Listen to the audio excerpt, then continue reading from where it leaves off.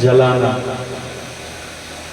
आप माताएं घर में रोटी बनाती हैं, कई बार गलती से हाथ पहुंच जाता ना अग्नि के पास में तो जल जाती है ना उंगली, और यदि जानबूझ के ले जाओगे तो भी जलेगी, क्योंकि अग्नि का स्वभाव है जलाना। उसी प्रकार परमात्मा के नाम का प्रभाव है कल्याण करना। आप चाहे गलती से लो या जानबूझ करके लो, यदि आलस्य में भी भगवान के नाम का रटन करोगे, भगवान का भजन करोगे, तो भी कल्याण करने वाला ही है। हम कई बार रास्ते से जाते हैं और हमारी एक परंपरा है, अपने जो भी अपने से अग्रज हैं, बड़े हैं, उनको प्रणाम करके जाते हैं, राम राम करते हैं, कहते कि नहीं? और भले सामने वाला कितने भी गुस्से में है, लेकिन हम राम राम बोलेंगे और उसने भले गुस्से से राम राम हमारा लिया है तो हमें डबल फल मिलता है। हमने राम राम कहा और हमारे प्रोत्साहन करने पर उसने भी राम राम शब्द बोला। हमने एक बार कहा वो 2 बार बोलेगा, हमने कहा राम राम जी, वो 2 बार बोलेगा राम राम जी, राम राम जी, राम राम जी। हमें डबल फल मिलता है। हम स्वयं भजन करें उसका तो फल है ही, यदि हम किसी को प्रोत्साहित करें उसका दुगना फल मिलता है। आप कथा सुनने आते हो, आपको तो फल मिलना निश्चित है। यदि आप अपने सखी सहेली को, देवरानी जेठानी को भी साथ में लेकर के आओगे तो आपको दुगना फल मिलेगा, आपको तो मिलेगा, ये कन्फर्म है। भगवान की पोषण लीला क्या है, भगवान ने अजामिलोपाख्यान के द्वारा समझाया। एक अजामिल नाम का एक ब्राह्मण था। अजामिल के 10 बेटा थे और जो सबसे छोटा था, अजामिल को इसमें परम आसक्ति हो गई और अजामिल ने अपने छोटे बेटे का नाम रखा नारायण। इतना आसक्त अजामिल ब्राह्मण उस अपने छोटे बेटे में हो गया कि जब भी शाम का भोजन करे तो नारायण के साथ में करे, सुबह का नाश्ता करे तो भी उस नारायण के साथ नहीं करे, रात्रि को सोवे तो नारायण के साथ में सोवे, सवेरे उठे तो उठते पूछे बेटा नारायण कहाँ गया। समय बीतता रहा और एक दिन उस अजामिल का अंतिम समय आ गया जब उसके प्राण पखेरु उड़ने वाले थे। तो अंत समय में अजामिल ने किसी को याद नहीं किया, केवल अपने छोटे बेटे को याद किया जो बाहर खेलने के लिए गया था। अंत समय में उस अजामिल ने नारायण नारायण शब्द पुकारा और जब नारायण नारायण कहकर के पुकार रहा था तो नारायण बोलते बोलते ही उसके शरीर से प्राण निकल गए। उस अजामिल के मृत शरीर को लेने के लिए यम के दूत आए और जैसे यमदूत ले जा रहे थे उतनी देर में भगवान विष्णु के पार्षद आए और भगवत पार्षदों ने कहा अरे यमदूतों ठहरो, तुम इस अजामिल को कहां लेकर के जा रहे हो। यमदूतों ने कहा नरक में, क्योंकि इसने जीवन में कभी भजन किया नहीं, भगवान का नाम लिया नहीं, कोई तप किया नहीं, कोई दान किया नहीं, कोई सत्संग किया नहीं, कोई संध्या वंदन किया नहीं, इसलिए ये पापाचारी है, ये नरक में जाएगा। भगवान विष्णु के पार्षदों ने कहा कि आपकी सारी बातें सही हैं, परंतु अंत समय में इसने एक कार्य ऐसा किया है कि जिसने इसके सारे पाप धो दिए। बोले कौन सा काम, क्या किया है इसने। बोले आपको नहीं पता। अरे अंत समय में ये हमारे प्रभु नारायण को पुकार रहा था और शास्त्र कहता है अंते यामति सा गति, अंत समय में हमारी बुद्धि जिसमें लगेगी जैसी होगी अगला जन्म में वैसा ही मिलेगा। ये कन्फर्म है, ध्यान कर ले। अंत समय में इसने नारायण को पुकारा है, इसलिए ये वैकुंठ का अधिकारी है, स्वर्ग का अधिकारी है। यमदूतों ने कहा महाराज शायद आपको नहीं पता, ये भगवान को नहीं पुकार रहा था, इसके छोटे बेटे का नाम नारायण है। भगवान विष्णु के दूतों ने कहा देखो इसके बेटे का नाम तो 10 साल से नारायण है, पर हमारे नारायण तो आदि अनंत हैं, पहले से ही हैं। अब ये बताओ इसका बेटा बड़ा हुआ कि हमारे प्रभु बड़े हुए?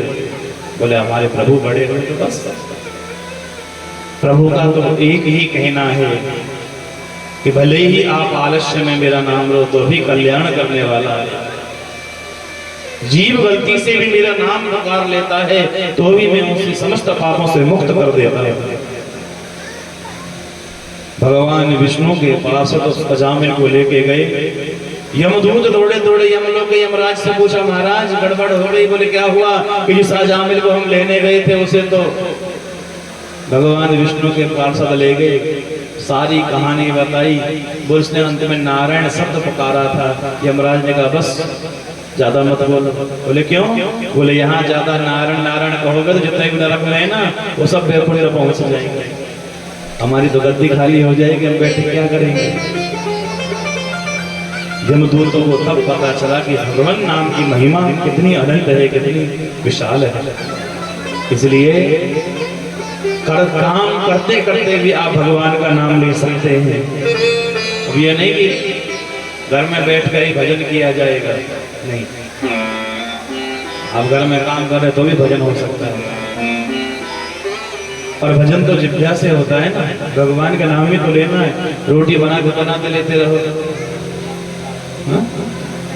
आटा तोड़ा गोल गोल बेला, राधे कृष्ण कृष्ण कृष्ण राधे राधे, राधे श्याम श्याम श्याम राधे राधे। कपड़ा धोना है तो भी आप भगवान का नाम ले सकते हो। मोमरी हाथ में ले लो सोटा, और पति देव को थोड़ा सा कभी कभी ध्यान कर लियो कपड़ा में, और फिर कपड़ा में कोटाई लगा, कपड़े भी साफ हो जाएंगे, भगवान का भजन भी हो जाएगा, और पति देव से नाराजगी भी दूर हो जाएगी। भजन ही तो करना है। विदुर जी ने मैत्रेय मुनि से कहा, गुरुदेव मैं दक्ष की संतति के विषय में सुनना चाहते हो, दक्ष के कितनी संतानें हुई? मैत्रेय मुनि ने कहा कि यही प्रश्न सुखदेव भगवान ने राजा परीक्षित ने सुखदेव भगवान से पूछा था, और सुखदेव भगवान ने राजा परीक्षित को जो उत्तर दिया वही मैं आपको बता रहा हूं। दक्ष ने 10,000 पुत्रों को जन्म दिया और सबसे कहा कि जाओ सृष्टि प्रक्रिया को आगे बढ़ाओ। और जैसे ही दक्ष के 10,000 बेटा शादी करने के लिए तैयार हुए, इतने में नारद जी आगे। नारद जी ने सबको बुलाया, इधर आओ। कहाँ जा रहे हो? बोले महाराज शादी कर ले। क्यों? बोले हमारे पिताजी का कहना है कि सृष्टि को आगे बढ़ाओ। नारद जी बोले भले ही शादी करना, पर मेरे कुछ प्रश्नों के उत्तर तो देते जाओ। बोले कौन से प्रश्न? नारद जी ने प्रश्न पूछे। बोले दोनों तरफ बहने वाली नदी को जानते हो? बोले नहीं जानते महाराज। ऐसा बिल तुमने देखा है कि जिसमें घुसने के बाद कोई वापस नहीं निकलता? बोले नहीं देखा महाराज। बोले फूसचली के पति को जानते हो? बोले नहीं जानते महाराज। विचित्र भाषा बोलने वाले हंस को देखा है? बोले नहीं देखा महाराज।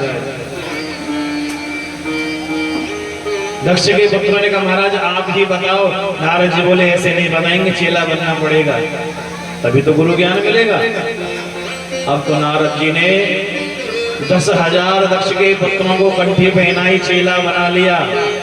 नारद जी बोले देखो बेटा, दोनों तरफ बहने वाली नदी का नाम है माया, जो सृजन भी करती है, पैदा भी करती है और संहार भी करती है। और जिस बिल में जाने के बाद कोई वापस नहीं आता, उस बिल का नाम है मोक्ष। जिसका मोक्ष हो जाता है फिर उसका इस पृथ्वी पर दोबारा जन्म नहीं होता, वो जन्म मरण के बंधन से मुक्त हो जाता है। विचित्र भाषा बोलने वाले हंस का नाम है शास्त्र। शास्त्र में लिखा तो कुछ और रहता है, लेकिन मतलब कुछ और ही निकलता है। फूसचली के पति का नाम है माधव, और 5 वस्तुओं से विनिर्मित है ये शरीर। इसलिए अब तुम देखो कि तुम्हें क्या करना है, शादी करनी है कि बाबा जी बनना है। अब तो दक्ष के 10,000 बेटा एक साथ में बाबा जी बन गए। जब दक्ष को पता चला तो थोड़ा गुस्सा आया, पर जैसे तैसे गुस्से पर काबू किया और इस बार दक्ष ने 1000 पुत्रों को पैदा किया है। नारद जी फिर पहुंच गए, उन 1000 से भी यही प्रश्न किए, सबको चेला बनाया, फिर से बाबा जी बना दिया।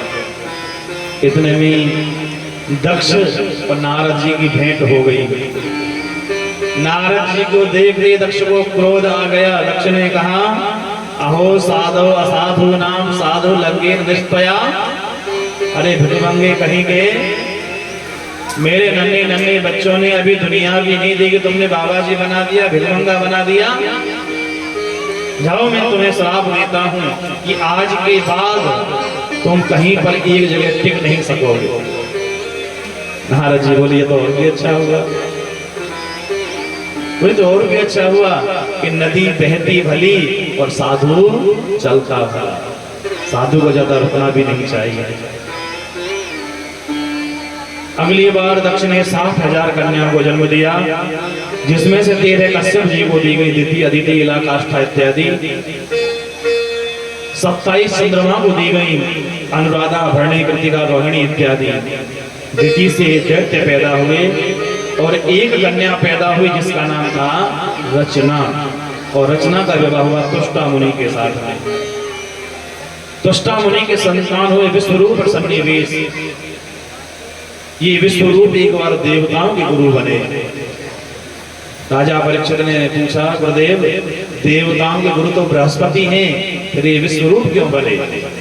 बोले एक बार देवताओं से बृहस्पति जी नाराज हो गए तो देवताओं ने सोचा किससे मार्गदर्शन लें, तो उन्होंने विश्वरूप को गुरु बनाया और विश्वरूप के द्वारा एक यज्ञ कराया। उस यज्ञ में देवताओं के साथ साथ में विश्वरूप दानवों को भी आहुति दे रहा था। और जब इस बात का पता इंद्र को चला तो इंद्र ने अपने गुरुजी की हत्या कर दी, उनका सिर काट दिया। इसलिए इंद्र को ब्रह्म हत्या लगी और ब्रह्म हत्या के पाप से मुक्त होने के लिए इंद्र 1 वर्ष तक छिपता रहा। जब ब्रह्मा जी के देवताओं के कहने पर उस इंद्र की ब्रह्म हत्या को 4 भागों में बांट दिया गया। कौन कौन सी जगह बांटा? एक भाग दिया वृक्षों को जो गोंद के रूप में आता है, दूसरा भाग दिया जल को जो काई के रूप में है जिसे शैलेश कहते हैं, तीसरा भाग दिया भूमि को, जमीन को जो बंजर भूमि के रूप में, ऊसर भूमि के रूप में, और चौथा भाग दिया स्त्रियों को जो मासिक धर्म के रूप में है। तब जाकर इंद्र के सिर से ब्रह्म हत्या का दोष नष्ट हुआ। विश्वरूप का जो भाई था सन्निवेश, उसने यज्ञ करके वृत्तासुर नाम के दैत्य को प्रकट किया और वृत्तासुर से कहा कि जाओ इंद्र का वध कर दो। वृत्तासुर इंद्र के साथ में युद्ध करता है और इंद्र का नाश ना कर गया, पेट में रख लिया। इंद्र ने नारायण कवच का उपदेश ग्रहण किया, इसलिए इंद्र की मृत्यु नहीं हुई और 6 महीने में वृत्तासुर की कोख का भेदन करके बाहर निकला। सारे देवता ब्रह्मा जी के पास में गए। ब्रह्मा जी से कहा, प्रभु ये वृत्तासुर मरेगा कैसे, ये तो बताओ, इसकी मृत्यु कैसे होगी? बोले इसकी मृत्यु होगी दधीच मुनि की हड्डियों से वज्र बनवाओ, इस वज्र के द्वारा ही इसकी मृत्यु होगी। सारे देवता दधीच मुनि के पास में गए, दधीच मुनि से निवेदन किया, उनकी अस्थियां मांगी और विश्वकर्मा जी ने दधीच मुनि की अस्थियों से वज्र का निर्माण किया। अब तो हाथ में वज्र लेकर इंद्र जब वृत्तासुर से युद्ध करने के लिए गया है, वृत्तासुर को ललकारा, अरे दुष्ट कहाँ छिपा बैठा है, मुझसे आकर युद्ध कर। तो आज इंद्र के उस वज्र में वृत्तासुर को भगवान का दर्शन हुआ, भगवान से प्रार्थना करता है, भगवान की दिव्य स्तुति करता है। दासान दासो भवदास भूयः, हे गोविंद मुझे आप अपना दास मत बनाना, पर अपने दासों का दास बनाना। बोले क्यों? बोले जो आप तक पहुंच चुके हैं, यदि मैं उनके चरण पकड़ूंगा तो मैं आप तक उनसे भी जल्दी पहुंच जाऊंगा। कैसे? आपने देखा होगा, यदि किसी को बिजली का करंट लग जाए ना, उसे जो छुड़ाने जाता है ना, छुड़ाने वाले को पकड़ने वाले से ज्यादा करंट लगता है। सुंदर स्तुति की वृत्तासुर ने, इंद्र ने वज्र उठाया और वज्र का प्रहार जैसे वृत्तासुर के ऊपर किया है और एक ही झटके में वृत्तासुर का मस्तक धड़ से अलग कर दिया और वृत्तासुर का गोविंदाय नमो नमः। इसी के साथ ये षष्ठम स्कंद को विराम, ये षष्ठम राम में पुष्प भगवान श्री हरि के श्री चरणों में समर्पित। बोलिए भक्तवत्सल भगवान की। आज परीक्षित ने पहली बार सुखदेव भगवान से अलग तरह का प्रश्न किया है।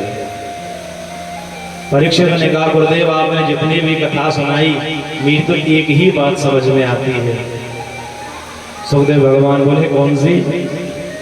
बोले, आप तो कहते हो कि भगवान समदर्शी हैं, सबके ऊपर समान भाव रखते हैं, पर मेरी तो एक ही समझ में आई, भगवान तो पक्षपात करते हैं, देवताओं को सहारा देते हैं और दुष्टों को मारते हैं। फिर पक्षपाती कैसे हुए? कथम दैत्यान अवधीत्य। सुखदेव भगवान बोले कि एक बार भगवान ने असुरों से कहा कि देखो लड़ाई झगड़ा बंद हो जाएगा, तुम भी मेरा भजन किया करो, तुम मेरा भजन करोगे तो फिर मैं तुम्हें क्यों मारूंगा? देवताओं ने कहा, बस यही काम नहीं होगा, और क्या होगा? बोले, हम तो आपसे लठ बजाएंगे, लड़ाई झगड़ा करेंगे। बोले, क्यों? क्योंकि होए भजन नहीं तामस देहा, हमारा काम से स्वभाव, काम से शरीर है, हमसे भजन नहीं होगा, लड़ाई झगड़ा कौन करेंगे आपसे? भगवान बोले, चलो कोई बात नहीं, लड़ाई झगड़ा तो करो और आप ध्यान दे लेना, मित्र से ज्यादा शत्रु का चिंतन होता है कि नहीं होता? तुम्हारी पड़ोसन से गाली गलौज भी है जाएगी ना, कई दिन तक तो डॉक्टर साहब पे तो पूरी लगी नींद आ गई। बोले, बड़ों सिर में दर्द है। बोले, क्यों? बोले, मूड खराब करा। हर बार उसी का चिंतन करते रहेंगे आप कि कैसे उसे नीचा दिखाया जाए।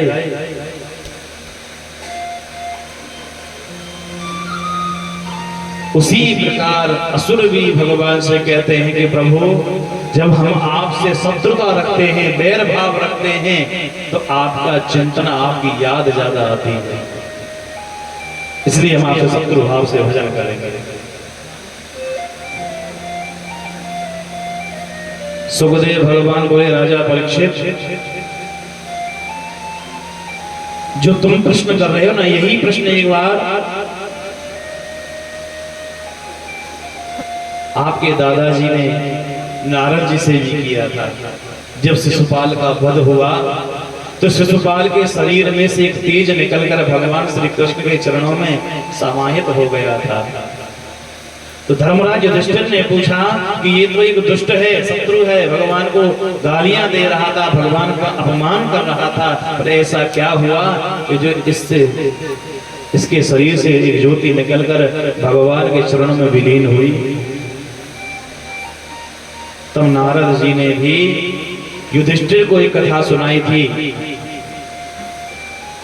ये जो शिशुपाल था, ये पूर्व जन्म में जयवर विजय नाम के भगवान विष्णु के पार्षद थे। सनकादिक जी का अपमान किया तो सनकादिक जी ने इन्हें श्राप दे दिया कि जाओ, तुम भगवान के पार्षद होकर के अभिमानी हो गए हो, हम तुम्हें श्राप देते हैं कि तुम 3 जन्म तक पृथ्वी पर भटकोगे। और जय विजय के 3 जन्म हुए। पहला जन्म हिरण्याकश्यप हिरण्याक्ष के रूप में, दूसरा जन्म रावण और कुंभकर्ण के रूप में, और तीसरा जन्म शिशुपाल और दंतवक्र के रूप में। जब भगवान नारायण को ये पता चला कि सनकादिक जी ने मेरे द्वार पालनों को, जय और विजय को श्राप दिया है, तो भगवान भी दौड़े दौड़े आए, सनकादिक जी को प्रणाम किया। भगवान कहते हैं कि हे महामुनियों, आपने मेरे इन दोनों पार्षदों को श्राप देकर बहुत अच्छा किया और देना भी चाहिए। क्योंकि इन्होंने गलती की है, और गलती जितनी इनकी है उनसे ज्यादा मेरी है।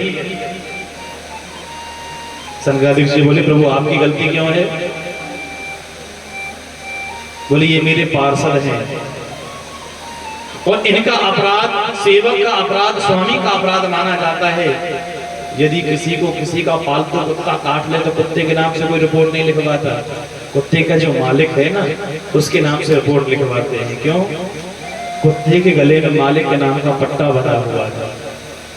भगवान बोले ये मेरे सेवक हैं, मैं इनका स्वामी हूं, इसलिए इन्होंने थोड़ा अपराध किया है, मैंने अपराध ज्यादा किया है। आपने इन्हें श्राप दे दिया है, लेकिन मैं अपना दंड स्वयं स्वीकार करता हूं।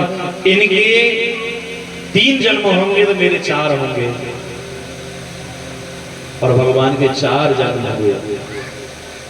पहला जन्म वराह के रूप में जब हिरण्याक्ष का उद्धार किया, दूसरा जन्म नरसिंह के रूप में जब हिरण्याकश्यप का उद्धार किया, तीसरा जन्म श्री राम के रूप में, और चौथा जन्म श्री कृष्ण के रूप में। सुखदेव भगवान बोले राजा परीक्षित, तुमने कहा ना कि भगवान पक्षपाती हैं, भगवान पक्षपाती नहीं है।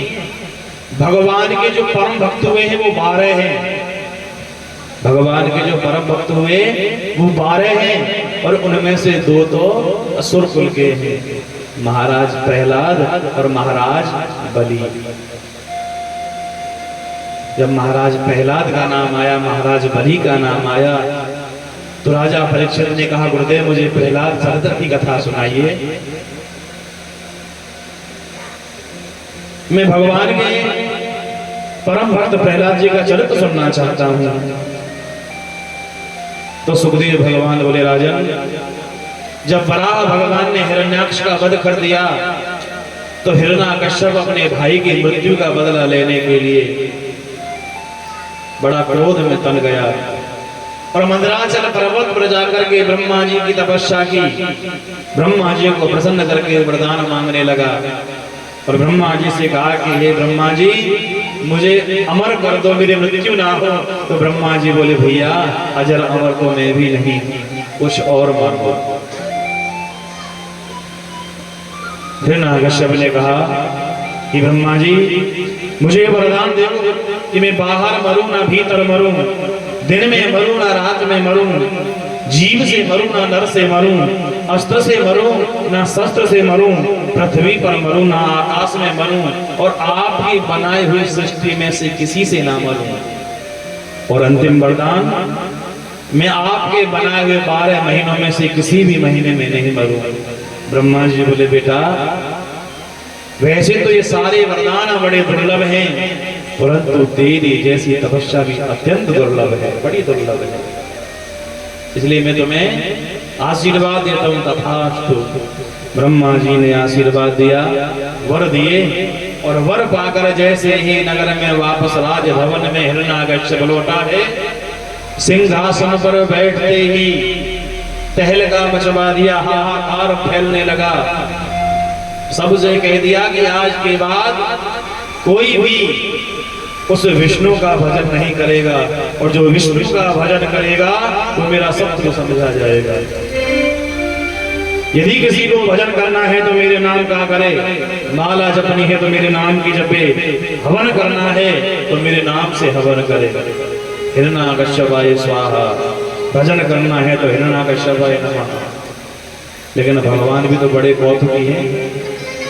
भगवान ने कहा कि मैं तेरे घर में ही तेरा शत्रु अपना भक्त भेजूंगा। हिरण्याकश्यप की पत्नी है कयाधु, उनके 4 बेटा हैं, और सबसे छोटे का नाम है प्रहलाद। प्रहलाद जब जन्म लेते हैं तो जन्म लेते ही प्रहलाद जी में एक रोग लग गया, उनके पीछे ग्रह लग गया। वैसे तो 9 ग्रह है, लेकिन 10वां ग्रह कौन है? कृष्ण ग्रह गृहीतात्मा। यदि शनि की दशा चल रही है तो माला जपो, शनि शांत हो जाएगा। यदि राहु की दशा चल रही है तो उपाय करो, राहु शांत हो जाएगा। परंतु जो कृष्ण रूपी ग्रह है इसकी जितनी माला जपोगे वो उतना ही पीछे बढ़ेगा, चिपकता जाएगा। राजा परीक्षित ने पूछा, गुरुदेव उसके लक्षण क्या हैं, कैसे पहचान होगी कि इसे कृष्ण रूपी ग्रह लग गया है? बोले कृष्ण रूपी ग्रह के लक्षण बताते हैं। कुछ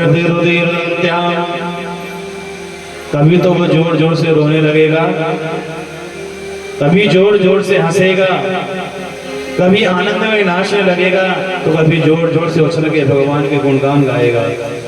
और जिसमें ये लक्षण दिखाई दे समझ लेना कि इसको कृष्ण ग्रह लग गया। बोले अच्छा, अब तो प्रहलाद जी को जन्म से ही भगवान के नाम का ग्रह लग गया। एक दिन कयाधु ने अपने बेटे को स्नान आदि कराकर नए वस्त्र पहनाए। हिरण्याकश्यप ने अपने बेटे को गोद में बिठाया और प्रहलाद जी से पूछने लगा, बेटा बताओ तुम्हें कौन सी बात अच्छी लगती है? प्रहलाद जी ने कहा, पिताजी मुझे तो एक ही बात अच्छी लगती है। बोले कौन सी? कि आपकी अवस्था हो गई है, आप वृंदावन में जाकर के भगवान का भजन करो, यही बात मुझे आप अच्छी लगती है। कि तत्साधु मन्ने सुरवर्य देहिना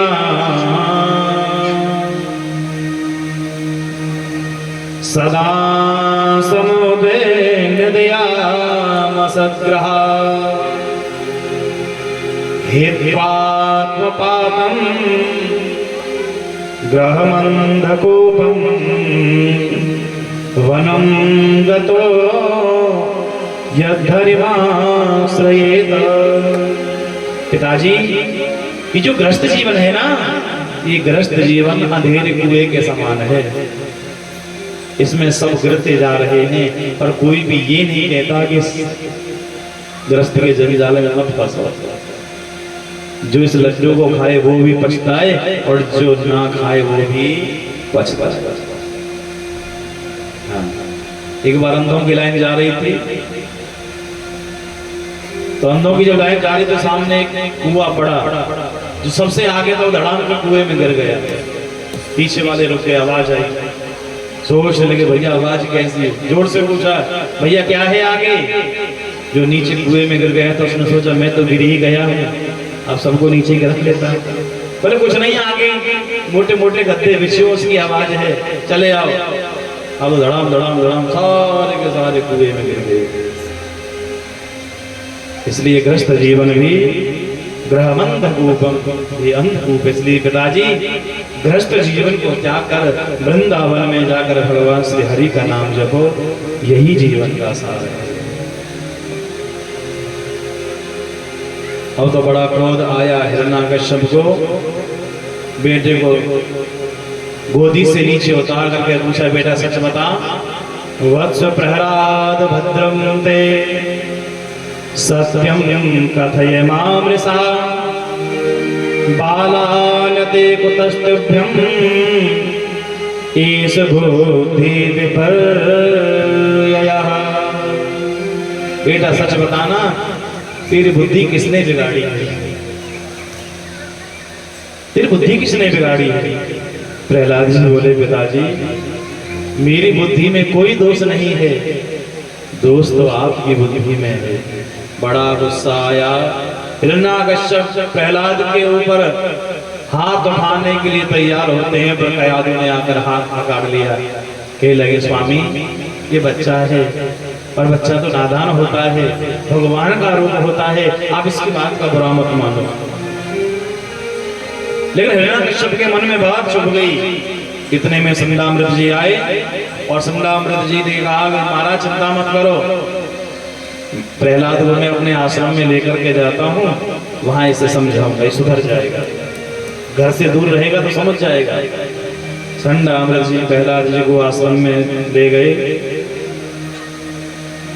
1 महीने के पश्चात हिरण्याकश्यप फिर आश्रम में पहुंचा, और आश्रम में पहुंचकर फिर से मन में विचार आया कि शायद 1 महीने में मेरे बेटे प्रहलाद में कोई सुधार आया होगा। तो अपने पास में बुला करके पूछा, बेटा ये बताओ गुरुजी ने तुमने क्या सिखाया? तुमने आश्रम में रहकर गुरुजी से क्या सीखा, तुम्हारे गुरुजी ने क्या सिखाया है? तो प्रहलाद जी कहने लगे, पिताजी गुरुजी ने आश्रम में मुझे 9 बात नहीं सिखाई है। बोले 9 बात? बोले हाँ। बोले कौन सी? तो प्रहलाद जी नवदा भक्ति के विषय में कहते हैं कि श्रवणम कीर्तनम विष्णु स्मरणम पाद सेवनम अर्चनम वंदनम दास्यम सख्यम आत्मनिवेदनम। पिताजी भगवान को प्राप्त करने की 9 सीढ़ियां हैं। 9 तरह से भगवान को प्राप्त किया जाता है कि पहले तो भगवान की खूब कथा सुनो और ध्यान देना,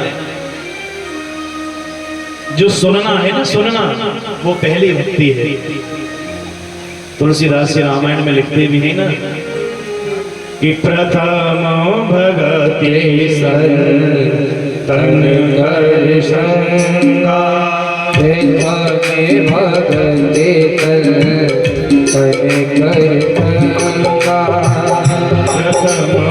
भगति संतन कर संगा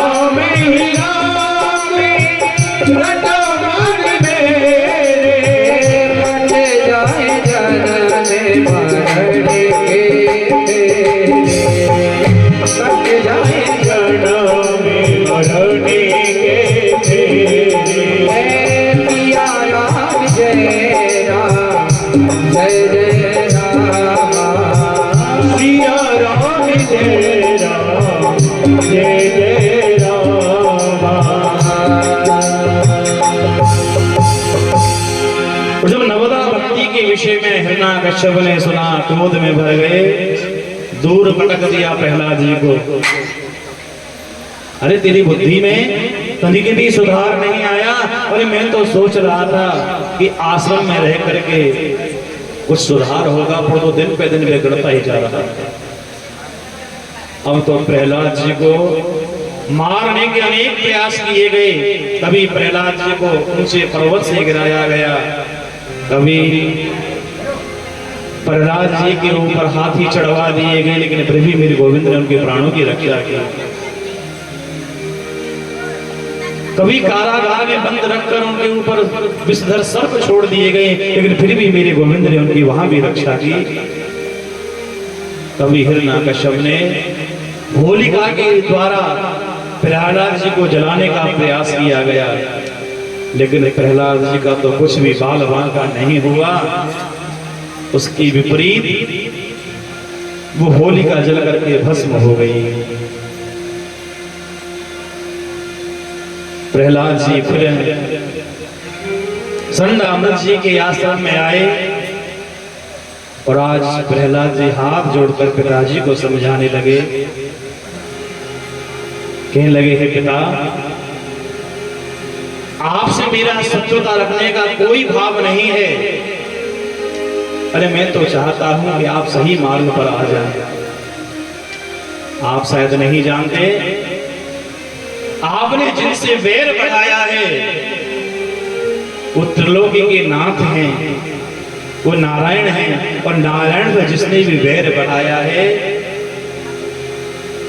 हमेशा उसका बुरा ही हुआ है, कभी उसका भला नहीं हुआ।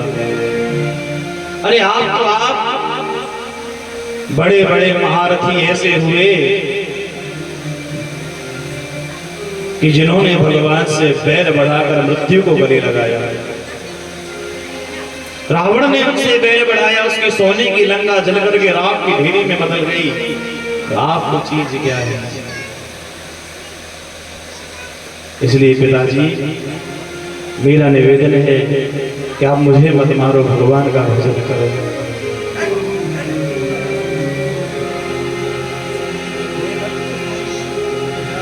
राधे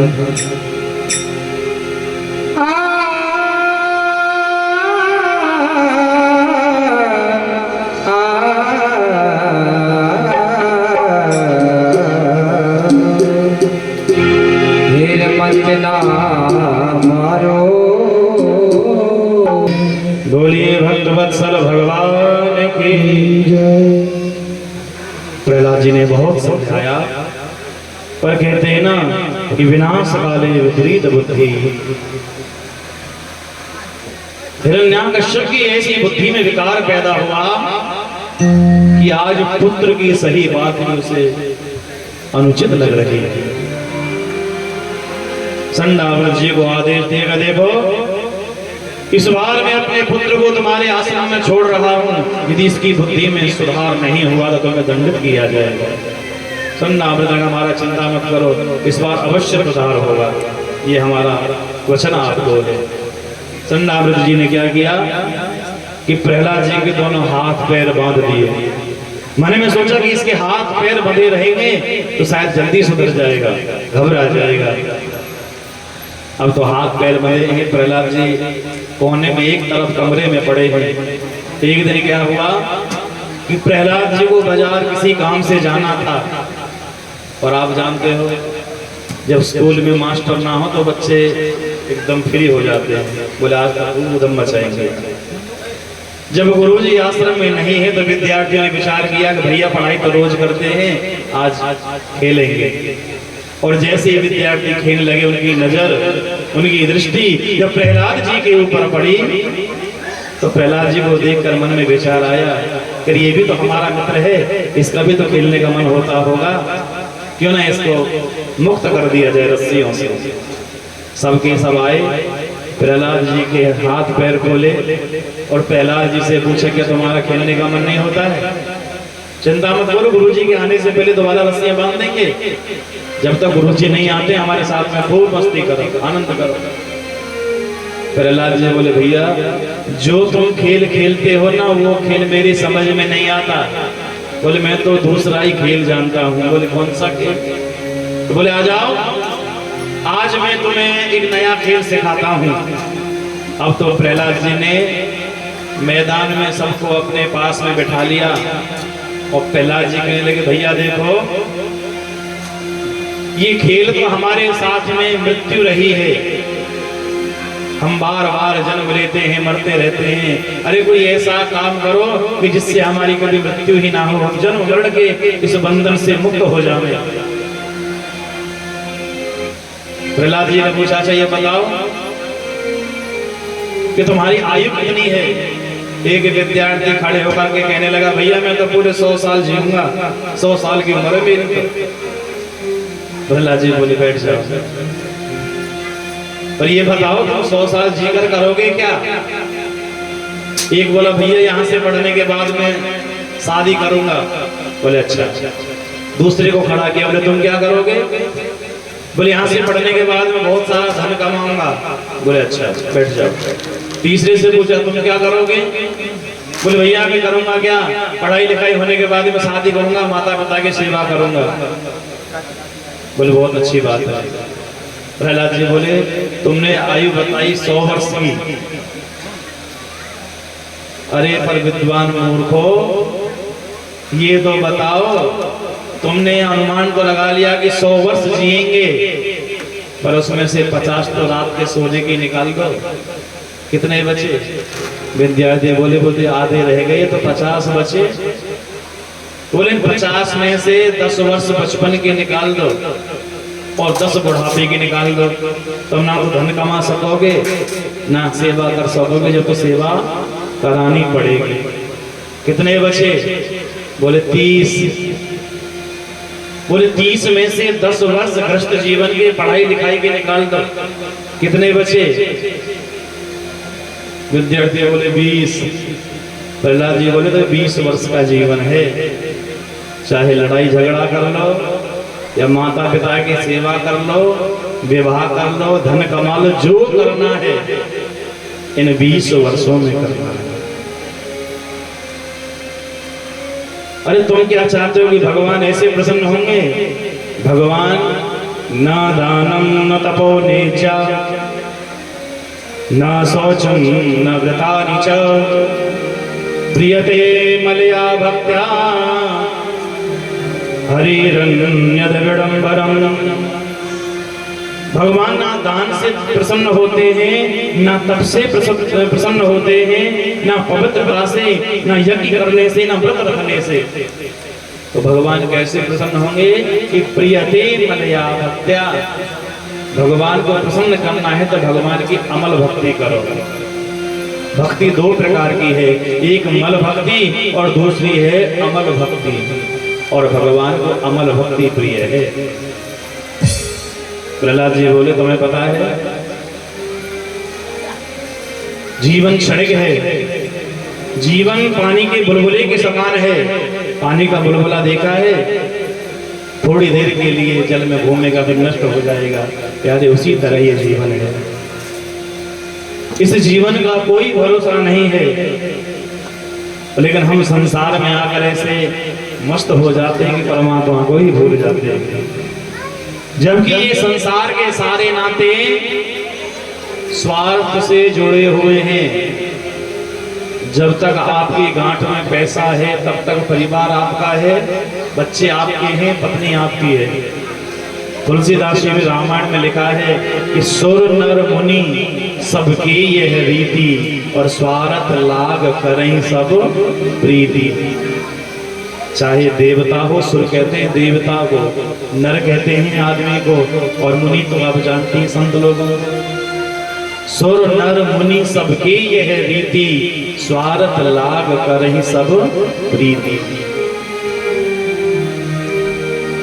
इसलिए इस मोह माया के चक्कर में मत पड़ो। मोह माया के चक्कर में पड़कर इस अमृत रूपी जीवन में हम विष घोल रहे हैं। और उम्र आपकी बहुत बूढ़ी है। अभी आपने सुना ना 20 वर्ष की आयु है। अब इस 20 वर्ष की आयु में चाहे भजन कर लो, चाहे धन कमा लो, या लड़ाई झगड़ा कर लो, गैर भाव कर लो। हाँ, छोटी सी जिंदगी। इसलिए प्रहलाद जी अपने विद्यार्थी मित्रों से कहते हैं कि हरि नाम जप ले उमरिया है थोड़ी,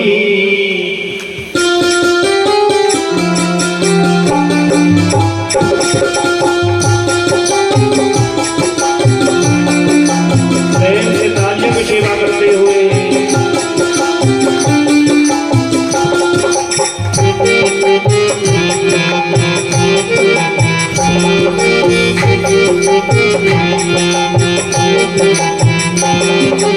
हरि नाम जप ले उमरिया है थोड़ी, हरि नाम जप ले उमरिया है थोड़ी, उमरिया है थोड़ी, उमरिया है थोड़ी, उमरिया है थोड़ी, उमरिया है थोड़ी, उमरिया है थोड़ी। हरि नाम जप ले थोड़ी, हरि नाम जप ले उमरिया है थोड़ी, हरे राम जप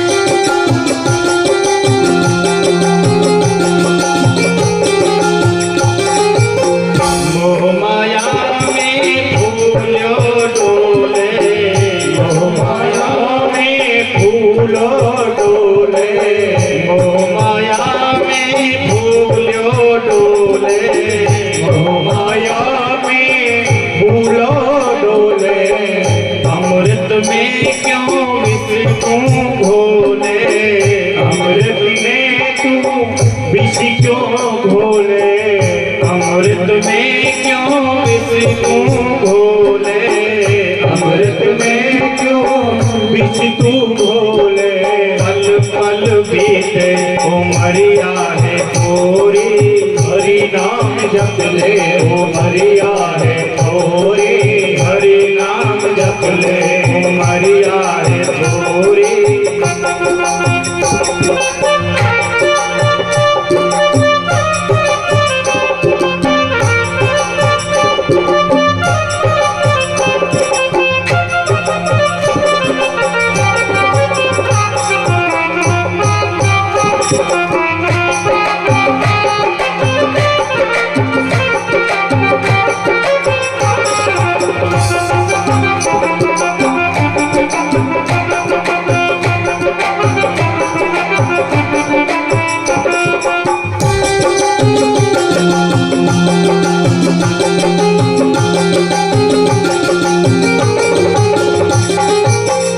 दुनिया के सब स्वार्थ नाते, दुनिया के सभी स्वार्थ नाते, दुनिया के सब स्वार्थ नाते, दुनिया के सभी स्वार्थ नाते, बिना भजन के जाओगे रोते, बिना भजन के जाओगे रोते, बिना भजन के जाओगे रोते, बिना भजन के जाओगे रोते। अंत में शमशान में क्या होगा आपके साथ में बताएं। ये आपका मृत शरीर ऐसे जलेगा जैसे होली जलती है ना, धो धो करके होली को जलते हुए देखा है। काया जले जैसे जल जाएगी होली, हरे नाम जप ले उमरिया है थोड़ी, हरे नाम जप ले उमरिया है थोड़ी, हरे नाम जप ले उमरिया है थोड़ी।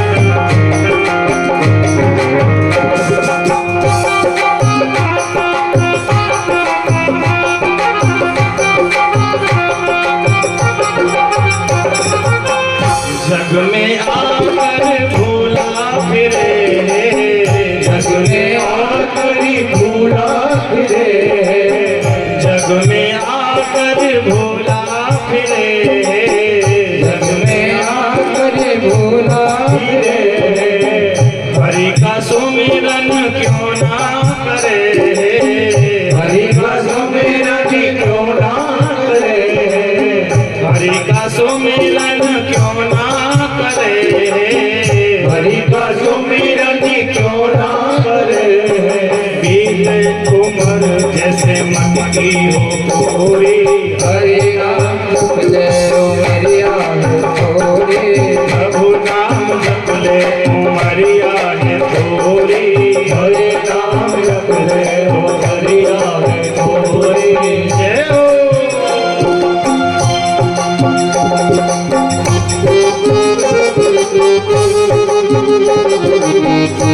Thank you.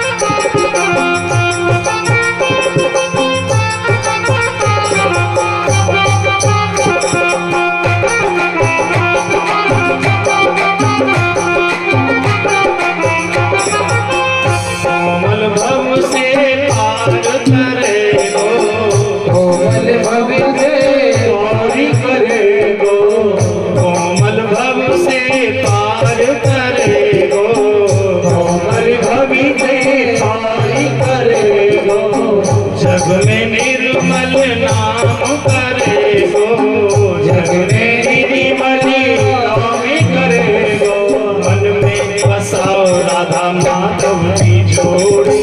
हरे नाम जप ले ओ हरिया है थोड़ी, हरे नाम जप ले ओ हरिया है थोड़ी, हरे नाम जप ले ओ हरिया है थोड़ी, हरि नाम जप ले, हरि नाम जप ले ओ हरिया है थोड़ी, हरि नाम जप ले ओ हरिया है थोड़ी, हरि नाम जप ले ओ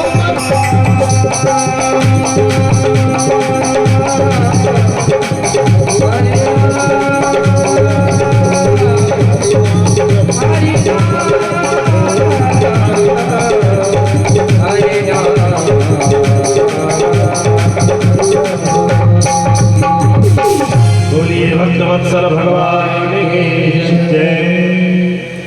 प्रहलाद जी के साथ में सारे विद्यार्थी संकीर्तन कर रहे थे, इतने में संडामृत जी बाजार से आ गए। संडामृत जी ने देखा कि अब तक तो ये रोग केवल एक विद्यार्थी में था, पर ये तो छूछ का रोग है, सब में फैल गया। बड़े परेशान हो गए, दौड़े दौड़े हिरण्यकश्यप के पास में गए। महाराज बीमारी तो और जोर पकड़ गई। बोले क्या हुआ? बोले अब तक तो ये रोग प्रहलाद में था, पर इस रोग ने तो इतना जोर पकड़ा है कि सारे विद्यार्थी रोगी हो गए हैं। राज हिरण्यकश्यप ने निश्चय कर लिया, आज अपने पुत्र प्रहलाद को जीवित नहीं छोड़ूंगा, उसकी मृत्यु अवश्य करूंगा, उसे मार डालूंगा। और आज मन में ये संकल्प करके हिरण्यकश्यप संडामृत जी के साथ में आश्रम की ओर जा रहा है। और उधर सारे विद्यार्थी प्रहलाद जी के साथ में खड़े होकर के झूम रहे हैं, ताली बजा रहे हैं, संकीर्तन कर रहे हैं, सबके सब आनंद में है। प्रहलाद जी भी गा रहे हैं, विद्यार्थी भी गा रहे हैं। सबके संकट दूर करेगी, और वो बरसाने वाली बजाओ बजाओ बजाओ राधा नाम के ताली बजाओ, राधा नाम के ताली बजाओ, राधा नाम की ताली बजाओ, राधा नाम के ताली। सबके संकट दूर करेगी, सबके संकट दूर करेगी, ओ बरसाने वाले बजाओ बजाओ बजाओ, राधा नाम के ताली बजाओ, राधा नाम के प्रेम से समय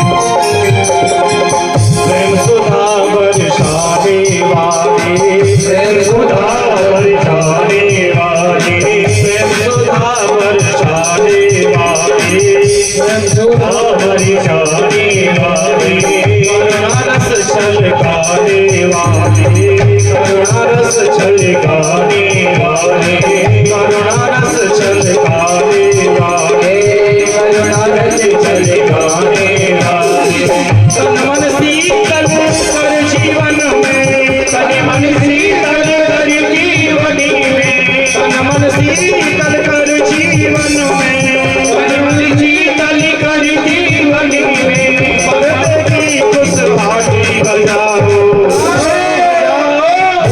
बजाओ राधा नाम की ताली बजाओ ताली बजाओ राधा नाम की ताली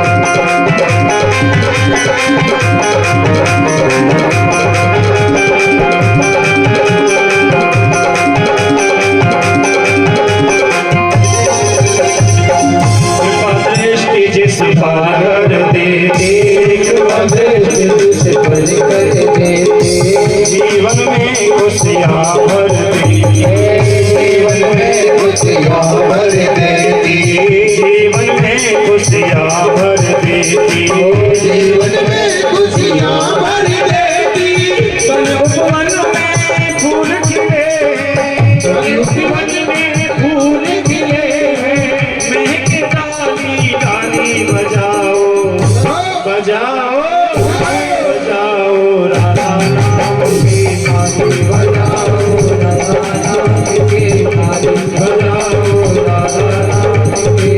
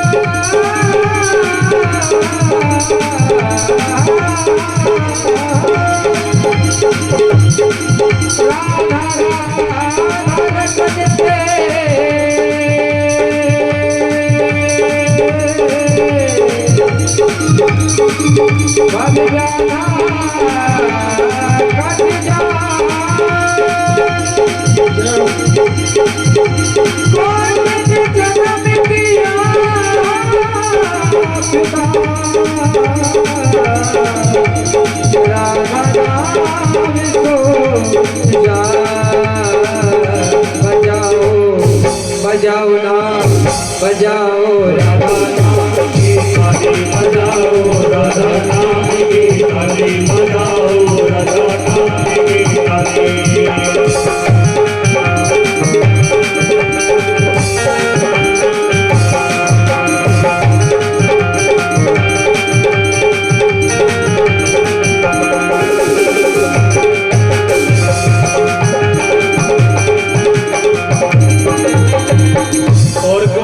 फिर चाह करेंगे और कोई फिर चाह करे दुनिया की परवाह करें क्यों दुनिया के परवाह करें क्यों दुनिया की परवाह करें क्यों दुनिया की परवाह करे जो सावरिया की स्वामिनी वो है सावरिया की स्वामिनी वो है सावरिया की स्वामिनी वो है सावरिया की स्वामिनी वो है दास तेरी रखवाली बजाओ बजाओ बजाओ राधा नाम की ताली बजाओ राधा नाम के ताली बजाओ राधा नाम के ताली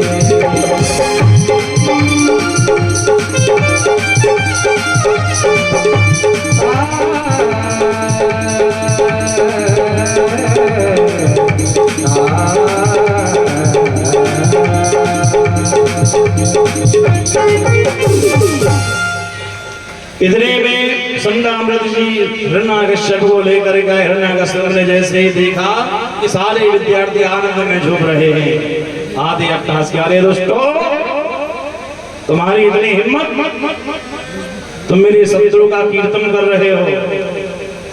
अब तो जो जैसे ठुमका मार रहा था ना, डर के मारे ऐसे ही खड़ा हो गया, स्टैच्यू बन गया। एक ने एक हाथ कमर पे एक माथे पे लगाया और जैसे ही हिरण्याकश्यप को देखो स्टैच्यू बन के खड़े हो गए ऐसे डर के मारे। हिरण्याकश्यप आगे बढ़ा, प्रहलाद का हाथ पकड़ा और आज प्रहलाद को घसीटते हुए महलों में ले आया हिरण्याकश्यप।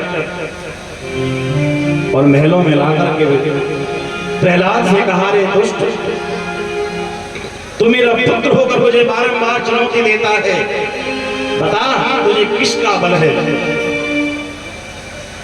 तू किसके बल पर मुझे चुनौती देता है। लेकिन प्रहलाद जी तनिक भी नहीं घबराए। प्रहलाद जी ने हाथ जोड़कर भी कहा, पिताजी अरे केवल मुझे नहीं सारे संसार को बल देते हैं, सुनेरी में निर्बल के बलराम, वो तो निर्बलों के बल है, उन्हीं का बल आपके अंदर है, उन्हीं का बल मेरे अंदर है, सारी सृष्टि को वही बल देते हैं। ना केवलम में भवतस्य राजन् सवै बलम बलिनां च परेशा परे वरे स्थिर जंगमाये ब्रह्मादयो ये नवसं प्रणीता। हिरण्याकश्यप ने कहा, यदि तुझे विष्णु का बल है तो आज ना मैं तुझे जीवित छोड़ूंगा ना तेरे विष्णु को जीवित छोड़ूंगा। बता तेरा हरि, तेरा नारायण, तेरा विष्णु है कहां?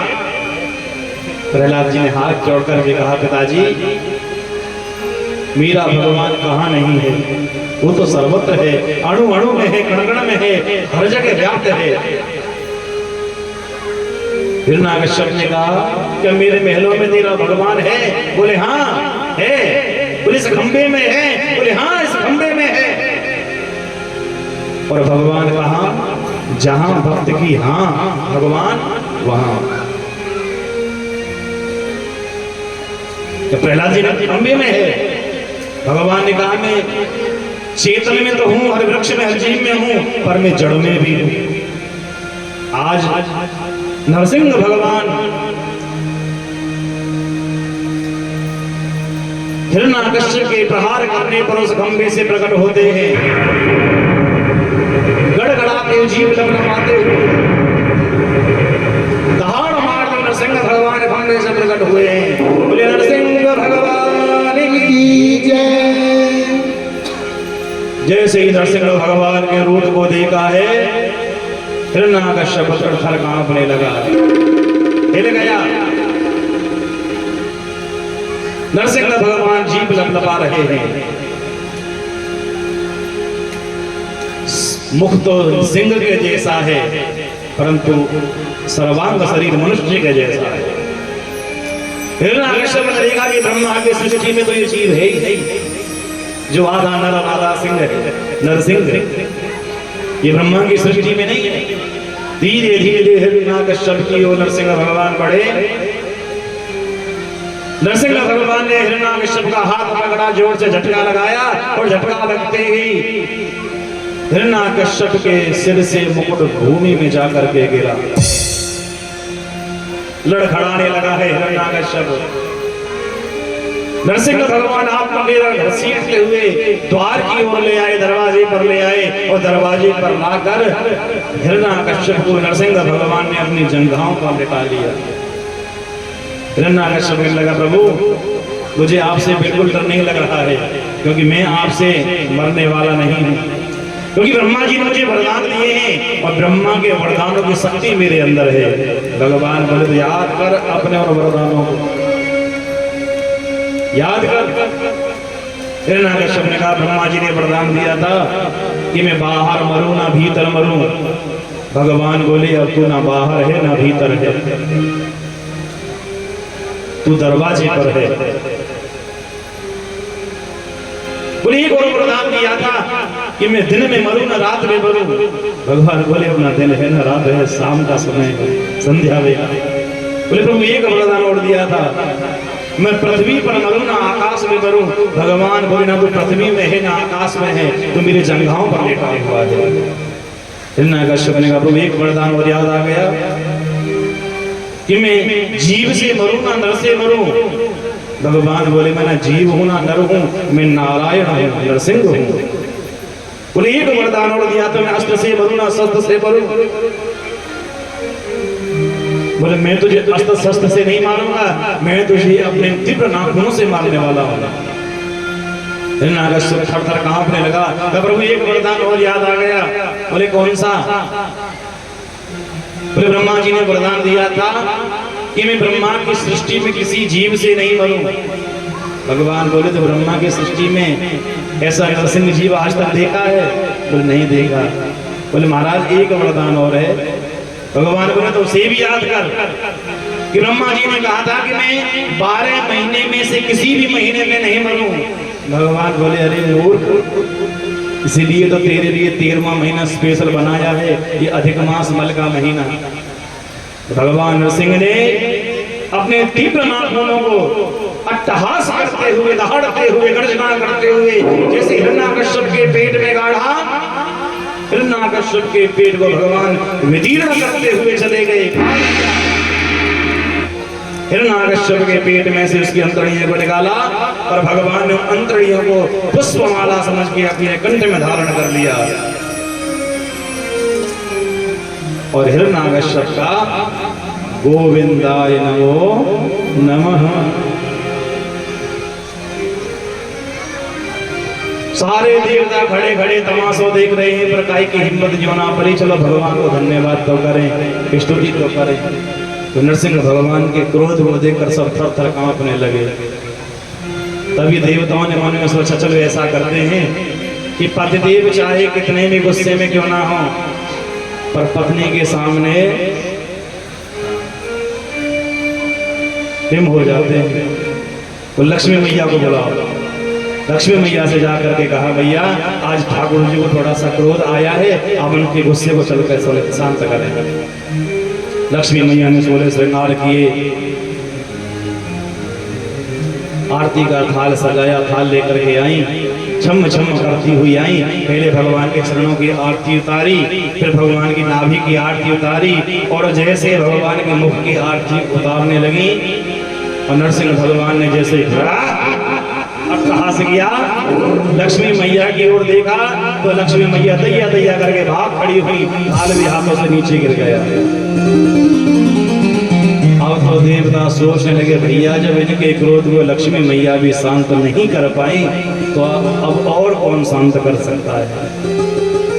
तभी मन में विचार आया कि भगवान प्रहलाद के लिए आए हैं, इसलिए प्रहलाद ही इनके क्रोध को शांत कर सकते हैं। प्रहलाद को इशारा किया कि तुम आगे बढ़ो, भगवान के पास में जाओ, इनके क्रोध को शांत करो। धीरे धीरे प्रहलाद जी भगवान के पास में गए। भगवान हिरण्यकश्यप के सिंहासन पर बैठे हैं और प्रहलाद जी जाकर भगवान की गोद में बैठ गए और भगवान नरसिंह प्रहलाद जी के गालों को चाटने लगे जिह्वा से। भगवान ने प्रहलाद से कहा बेटा प्रहलाद क्या तुम्हें मुझसे डर नहीं लगा? अरे मेरी लक्ष्मी जी मुझे देख करके डर के भाग खड़ी हो गई, तुम्हें डर नहीं लगा? प्रहलाद जी ने कहा प्रभु मुझे आपसे तनिक भी डर नहीं लगा। बोले क्यों? प्रहलाद जी बोले प्रभु मैं आपका सावक आपका बच्चा हूँ, आप भले ही सिंह बन गए, नरसिंह बन गए, पर मैं तो आपका सावक आपका बच्चा हूँ। सब जानते हैं कि जो शेर होता है ना बड़ा खूंखार है, सब उससे डरते हैं, पर उसका जो बच्चा होता है ना शेर का उसे सावक कहते हैं। और छोटा सा सावक शेर के सिर पर भी बैठ जाता तो उससे डर नहीं लगा। बोले मैं भी तो आपका बच्चा हूँ इसलिए मुझे डर नहीं लगा। भगवान अत्यंत प्रसन्न हो गए। भगवान कहने लगे बेटा प्रहलाद मुझे क्षमा करना, क्योंकि जिसने मेरा भजन किया है उसे आज तक इतना कष्ट कभी नहीं हुआ कि जितना तुम्हें भोगना पड़ा है। मुझे आने में विलंब हुआ, इसलिए बेटा मैं तुमसे क्षमा चाहता हूँ। प्रहलाद जी बोले प्रभु क्षमा की आवश्यकता नहीं है, बस मेरी एक आपसे विनती है कि मेरे पिताजी को स्वर्ग मिलना चाहिए, वैकुंठ मिलना चाहिए, उनकी अधोगति नहीं होनी चाहिए।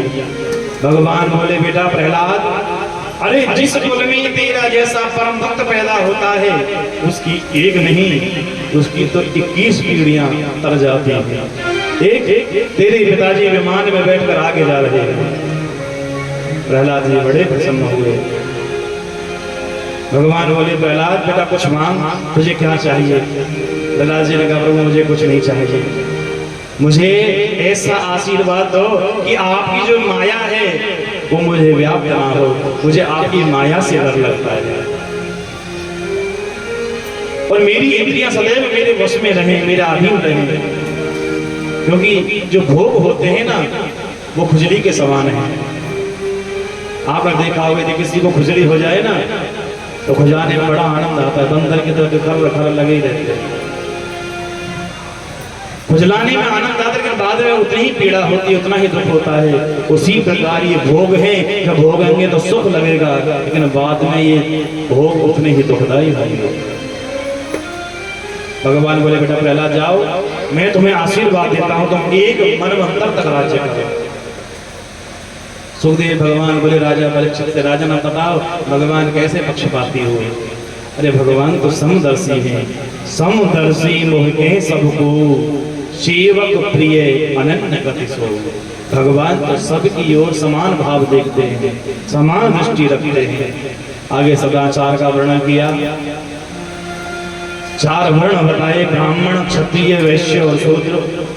चारों वर्णों ने अपने अनुसार सदाचार का निरूपण किया और 4 ही आश्रम बताए।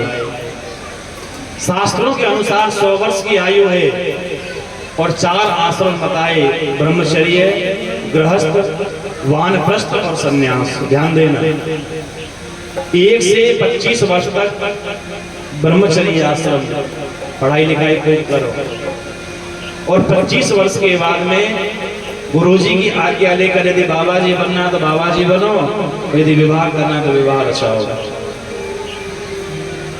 25 से 50 वर्ष तक ग्रस्त भोगो, ग्रस्त जीवन जियो, और 50 वर्ष के पश्चात ग्रस्त छोड़ देना चाहिए। वानप्रस्थ प्रारंभ हो जाता है, फिर वन की तैयारी करो। गिनती भी शुरू हो जाती है, 51, 52, 57, 58। और जब तेरा घर में काम नहीं है 1, 1, 1, 1। लेकिन यदि फिर भी घर में पड़े रहोगे प्यारे तो घर में कुत्ते की सी पूछ होगी, वो मान नहीं मिलेगा।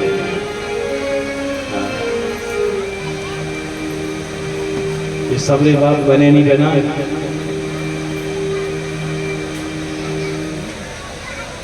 उसके पश्चात वानप्रस्थ के पश्चात संन्यास का समय आता है। इस प्रकार से शास्त्रों में 100 वर्ष की आयु है। 4 वर्ण, ब्राह्मण, क्षत्रिय, वैश्य और शूद्र। इसी के साथ इस सप्तम स्कंद का विराम, ये सप्तम वांग में पुष्प भगवान श्री हरि के श्री चरणों में समर्पित। बोलिए भक्तवत्सल भगवान की जय, श्री राधा रानी सरकार की।